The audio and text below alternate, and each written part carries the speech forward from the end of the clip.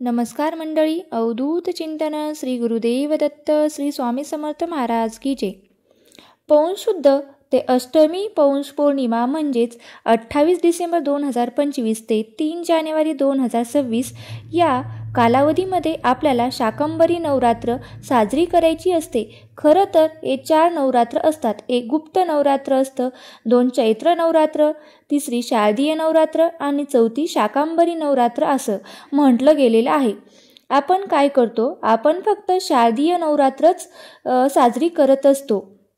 आता काही लोक चैत्र नवरात्र सुद्धा साजरी करत असतात. मग शाकंभरी नवरात्र तर खूप महत्त्वाचं आहे. तर आता मी आजचा व्हिडिओ जास्त न लांबवता तुम्हाला शाकंभरी नवरात्रविषयी कशी साजरी करतात ते मी तुम्हाला सांगणार आहे.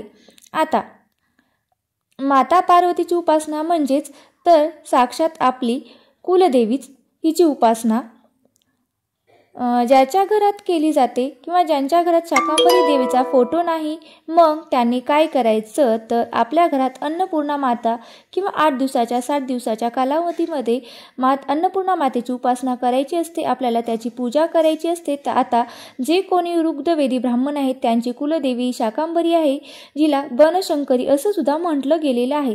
आता बऱ्याच लोकांची शाकंभरी ही कुलदेवी आहे. शाकंभरी देवी ही अन्नधान्याची देवता मानली जाते. म्हणून या देवीला शाकंभरी नवरात्री उत्सव साधून जर तुम्ही शाकंभरी देवीची उपासना केली, म्हणून जर तुम्ही आपली अन्नपूर्णा मातेची उपासना केली तर नक्कीच तुम्हाला आयुष्यातील दुःख दूर होतील. कधीच तुमच्याही घरात अन्नधान्याचा तुटवडा पडणार नाही असं म्हटलं गेलं तरीही चालतं. आता ज्या पद्धतीने मी तुम्हाला सांगितले की सगळ्यांच्या घरात शाकंभरी नवरात्र केले जातं असं नाही. बऱ्याच घरात चैत्र नवरात्रीप्रमाणे शाकंभरी नवरात्र केली जाते. तेव्हा घटस्थापना हे सगळं केलं जातं. तुमच्या घरात केलं जातं तर तुम्ही अखंड दिवा लावला तरी चालेल किंबहुना तुम्ही सेवा करत असताल त्या केलं तरीही चालेल. नक्कीच आपल्या कुलदेवीची कृपा प्राप्त व्हावी आणि माता पार्वती साक्षात दुर्गा माताच आहे हे रूप जर त्यांनी उपासना म्हणून आपल्याला करायचं आहे. आता या आपल्याला शाकंभरी नवरात्र का साजरी करायची असते तर मी तुम्हाला सांगितलं की आता या शाकंभरी नवरात्रीची उत्पत्ती कहाणी काय आहे, जी काही कथा आहे ती मी तुम्हाला सांगते. बघा, एकदा पृथ्वीवर भीषण दुष्काळ पडला आणि अन्नधान्यासाठी अन्न पाहण्यासाठी लोक त्रस्त झाले. तेव्हा आदिशक्ती म्हणजे देवी माता, जी देवी पार्वती मातेने आपल्या शरीरातून विविध प्रकारच्या भाज्या, फळे आणि धान्य उत्पत्ती करून मानवजातीने तिचे रक्षण केले, म्हणून त्याला शाकंभरी असं नाव पडलं. आता शाकंभरीचा अर्थ शाक म्हणजे भाजी आणि अंबरी म्हणजे पोषण करणारी, हे नाव त्या देवीला पडलं. तेव्हापासून हा जो उत्सव आहे तो उत्सव शाकंभरी किंवा वनशंकरी देवी जे बिजापूरमध्ये आहे तिथे सुद्धा दर शुक्रवारी रथ काढला जातो आणि शाकंभरी नवरात्र तिथे खूप मोठ्या प्रमाणात उत्साहाने साजरी केली जाते. दुष्काळ संकट म्हणजे लोकांवर जो काही दुष्काळ आला होता, तो अन्नधान्याची जी काही तीव्र टंचाई होती, लोक भुकेने व्याकुळ झाले होते. जगजीवन जे ठीक करण्यासाठी देवी प्रगट झाली होती आणि लोकांची दया म्हणजे लोकांना जो काही होणारा त्रास आहे तो बघून आदिशक्तीला दया आली आणि त्यांनी घोर तपश्चर्या केली आणि आपल्या शरीरातून हिरव्या भाज्या, फळे आणि धान्य यांची देवीनी निर्मिती केली आणि म्हणूनच त्यांना शाकंभरी नाव असं पडलं आहे. ठीक आहे, आता ही होती शाकंभरी देवीची कहाणी. बघा, आपल्याही घरात आपल्याला वाटतं की काही नसलं तरी चालेल, पण अन्न, वस्त्र, निवारा या मूलभूत गरजा तरी आपल्या पूर्ण झाल्या पाहिजेत. त्यासाठी तरी आपल्याला कधी कोणाकडे हात पसरावा लागणार नाही असं म्हटलं गेलं आहे. म्हणून अजून शाकंभरी देवीची अजून एक कथा आहे, मी तुम्हाला सांगते. ती देवी भागवत पुराणानुसार दुर्गम सुराने जगातून वेद ज्ञान हरवून घेतले होते आणि पृथ्वीवर त्याचा दुष्काळ पसरवला होता. तेव्हा शाकदेवीने शाकंभरी देखील रूप घेतलं होतं आणि या राक्षसाचा वध केला होता आणि पुन्हा वेद ज्ञान आणि अन्नधान्य पृथ्वीवर परत आणले होते. याचंच कारण समजून किंवा याच्याच स्मरणात आपल्यात शाकंभरी नवरात्र उत्सव साजरी करायचा असतो। आता हे तर तुम्हाला समजलं। आता हे साजरी करायचं नेमकं कसं? तर आपली कुलदेवी कुठली जरी असली तरी सुद्धा तुम्ही श्री दुर्गा सप्तशती ग्रंथाचं पारायण करू शकता। बघा, आमच्याकडे चैत्र नवरात्र आणि शारदीय नवरात्र साजरी केली जाते। आता माझ्याही घरात चैत्र नवरात्र आणि शारदीय नवरात्र साजरी केली जाते, पण शाकंभरी नवरात्रमध्ये आपण सेवा करू शकतो। आता सेवा केल्याने काही होणार नाही, किंवा आमच्याकडे केलं नाही तर आम्ही केलं किंवा नाही केलं तर केलं तरी चालतं। बघा, केलं तर माझ्या नंतरच्या पिढीने केलंच पाहिजे किंवा करावंच असं काही नाही, पण अगदी आपल्या कुलदेवीची नवरात्र उत्सव आपण साजरी करू शकता।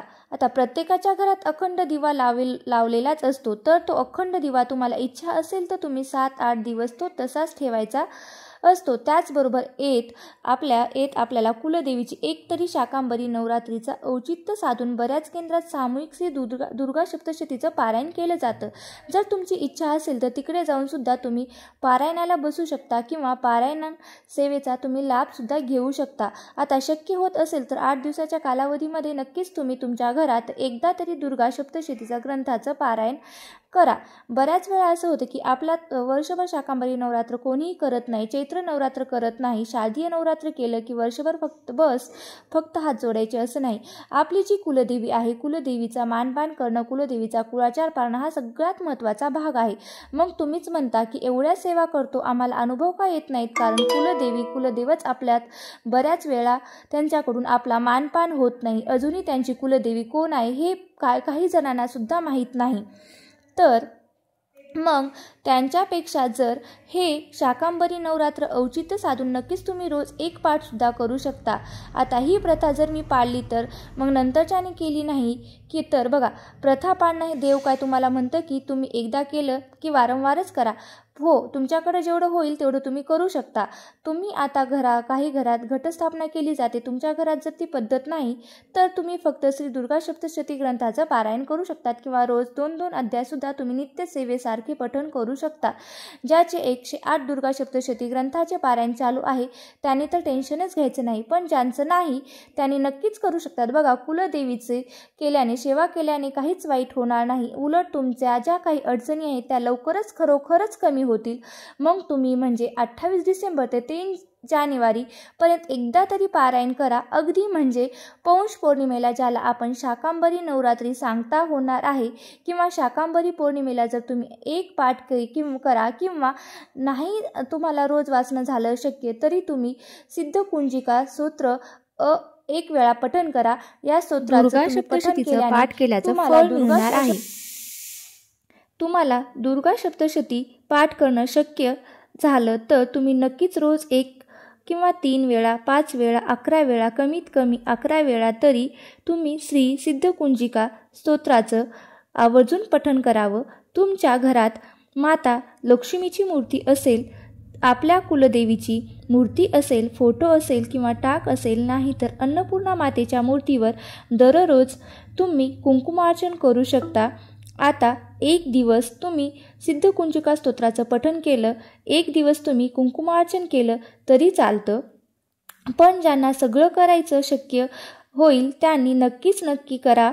या नवरात्रीच्या औचित्य साधून आपण कुलदेवीची सेवा करायला आपल्याला भाग्य मिळालं आहे। नक्कीच या पौष महिन्यामध्ये तुम्ही कुलदेवीला जाऊ शकता। जर सुट्टी आता बऱ्याच म्हणजे आपल्या सुट्ट्या सुरू झालेल्या आहेत, तर तुमची इच्छा असेल तर नक्कीच तुम्ही पौष पौर्णिमेला पर्यंत तुम्ही कुलदेवीला जाऊ शकता। नाही शक्य होत तर तुम्ही घरात तरी सेवा करा। बघा, घरात सेवा करण्यामध्ये एक दिवस तुम्ही सिद्धिका स्तोत्रम किंवा एक दिवस तुम्ही पाठ करू शकता, किंवा एक दिवस तुम्ही दुर्गा सप्तशतीचं पाठ किंवा पारायण करू शकता, आणि बाकीचे दिवस तुम्ही कुंकुमार्चन करू शकता, किंवा रोज 3 वेळा श्री सुक्ताचं पठण सुद्धा करू शकता। जसं जमेल तसं तुम्ही तेवढी सेवा करण्याचा प्रयत्न करा। आणि त्यामध्ये येतं हे काहीच करणं शक्य होत नाही तर कमीत कमी 1 माळ जरी तुम्ही स्वामी ओम ओम लीम क्लीम चामुंडाय विचे, ओम रीम क्लीम चामुंडाय विचे या नवरनाम मंत्राचा जरी तुम्ही 1 माळ जप करू शकता. बघा आता रोज आपल्याकडून सेवा घडत नाही. आपण फक्त शारदीय नवरात्र आली कीच एकदम व्यवस्थित आणि आपल्याकडून सेवा घडते. पण चैत्र नवरात्री की जसं तुम्हाला सांगितले की कोणी करत सुद्धा नाही आणि शाकांबरी नवरात्र सुद्धा करत नाही, पण हे सुद्धा केलं पाहिजे. आता एकदा केलं की वर्ष केलं किंवा दुसऱ्या वर्षी केलं तर तुम्हाला घटस्थापना करा असं म्हणत नाही. तुम्हाला फक्त मी सेवा करा म्हणते. आता यावर्षी जर तुम्ही रोज एक पारायण किंवा पाठ केलं, म्हणजेच रोज एक पाठ तुम्ही पठण केलं श्री दुर्गा सप्तशती ग्रंथाचं, तर तुम्ही नेक्स्ट इयरला तुम्हाला नाही शक्य होत तर काहीतरी तुम्ही कराल ना, काहीतरी तुमच्याकडून होईल. मग ते सिद्धकुंजिका स्तोत्र आहे किंवा कुंकुमार्चन आहे किंवा श्री दुर्गा सप्तशती ग्रंथाचं पारायण आहे. जसं तुम्हाला जमेल तसं तुम्ही सेवा करण्याचा प्रयत्न करा. आता आणि नक्कीच हे आपल्या घरात बघा. आणि शेवटच्या दिवशी तुम्ही तुमच्या देवीची ओटी भरू शकता. खरं तर मूळ पीठावर जाऊन वर्षातून एकदा खरं सांगते मान सन्मान केला पाहिजे. देवीला तुमच्याकडून खूप काही अपेक्षा नाहीत आहे. 11 अलंकार देवीला परत परिधान करायचे असतात. मग ते सोन्याचे द्या असं नाही, तुमची यथाशक्ती तुम्ही करू शकता. शाकांबरी नवरात्रीचं औचित्य साधून खरंच तुम्ही तुमच्या मूळ कुटावर जाऊ शकत नाही तर तुम्ही चैत्र नवरात्रीला पण जाऊ शकता. पण तुम्ही सेवा करा. काहीतरी तुम्ही तुमच्या घरात तुमच्या कुलदेवीची काहीतरी होईल ते या 8 दिवसाच्या कालावधीमध्ये याची प्रत्येकाने काळजी घ्यायची आहे. 7-8 दिवसाच्या या कालावधीमध्ये. कारण काय होतं की तुम्हाला जोपर्यंत आपल्याला पितृदोष आहे किंवा तुम्ही केंद्रात जरी प्रश्न उत्तर करायला लागले तरी हेच असतं की तुमच्या घरातले टाक व्यवस्थित नाही आहे. तुमचे टाक थोडेसे चुकलेले आहेत किंवा कुलदेवी तुमची काही करत नाही किंवा चुकीच्या कुलदेवीची तुम्ही पूजा करतात. तर बऱ्याच लोकांना आपली कुलदेवी कोण आहे हे माहिती नाही. जर आपल्याला आपली आईच माहिती नाही तर आपण कोणाची सेवा करणार. आणि मग काय होतं की कोणीतरी काहीतरी सांगते म्हणून थोडंसं ना तुम्ही आपल्या कुटुंबाकडे अर्थात आपली कुलदेवी कोण आहे, आपले गावाकडचे जे लोक असतील त्यांना तुम्ही जाऊन विचारा, त्यांच्याशी चौकशी करा आणि आपली कुलदेवी कोण आहे त्या पद्धतीने तुम्ही टाक करा. आणि टाक नक्कीच घरात केले पाहिजेत. आता टाक म्हणजे काय तर बऱ्याच असे म्हणतात की आम्हाला या संदर्भात काही माहिती नाही. तर बघा, शाकांबरी नवरात्रीचं औचित्य साधून महिलांनी ओटी कोण भरू शकतो, कुलदेवीची सेवा प्रत्येक स्त्री करू शकते. आता या 7 दिवसाच्या कालावधीमध्ये अगदी 2-4 दिवस तुम्ही सेवा करता आली तरी चालेल. काही न करण्यापेक्षा काही केलं तर म्हणजेच केलं तर चालतं. नक्कीच चांगलं आहे. आम्हाला गावाला जायचं आहे किंवा काहीतरी अडचणी असतील आपली, मग जेवढं जमेल तेवढी सेवा करण्याचा प्रयत्न करा. आता काही जणी असं म्हणतात की मी विधवा आहे तर मी कशी सेवा करू. असं काही नाही, कोणालाच बंधन नाही. विधवा असू सवासीन असू कोणीही या महिला या सेवा करू शकतात. तुमची काळजी घेऊन बाकी सगळ्या सेवा तुम्ही करू शकता. मुलींनी करावी, माणसांनी करा, म्हणजे स्त्री किंवा पुरुष हे सुद्धा या सेवा करू शकतात. महिलांनीच करावा असा काही कुठला नियम नाही किंवा कुठला नियम लिहिलेला नाही. पुरुषसुद्धा ही सेवा करू शकतात. अर्थातच घरातल्या संपूर्ण मंडळी ही सेवा करू शकतात. मग आपल्याकडलं असं वाटतं की जाऊ द्या त्यांच्याकडनं होत नाही, तर मग त्या मानाने जर आपण केलं तर नक्कीच चांगलं आहे. मग जेवढं जमेल तेवढं आपण करण्याचा प्रयत्न करा. आणि शाकांबरी नवरात्र खूप महत्त्वाची आहे. बघा, अन्न, वस्त्र, निवारा या आपल्यालाही घरात कधीही अन्नधान्याची कमतरता भासू नये. कधी कधी असं होतं की बघा की घरात अचानक, खरंच सांगू का, घरात तांदूळ संपणं किंवा काही गोष्टी संपणं या खरंच झाल्या नाही पाहिजेत. पण अगदी म्हणजे ती वेळ आपल्यावर येऊ नये. परमेश्वर कृपेने कोणावरच अशी वेळ येऊ नये आपल्या घरात अन्नधान्य नाही, मग त्यापेक्षा देवाने आपल्याला देण्यासाठी बनवलेलं आहे आणि त्याचे आभार व्यक्त करावे आणि त्याचाच औचित्य साधून ती कृतज्ञता म्हणून आपल्याला कुलदेवीची सेवा म्हणून शाकंभरी नवरात्र उत्सव मध्ये आपल्या ज्या काही सेवा सांगितल्या त्यातली थोडी तरी करण्याचा प्रयत्न करा. बाकी तुमची इच्छा, कारण करता करविता सगळं महाराज आपले स्वामी महाराज आहेत. आपण फक्त निमित्त मात्र आहोत. तर झालेली सेवा स्वामींच्या चरणी अर्पण करते आणि आई भगवतीच्या चरणी अर्पण करते. आणि तुम्हाला आजचा व्हिडिओ कसा वाटला नक्कीच मला कमेंट करून सांगा. श्री स्वामी समर्थ. जय जय स्वामी समर्थ.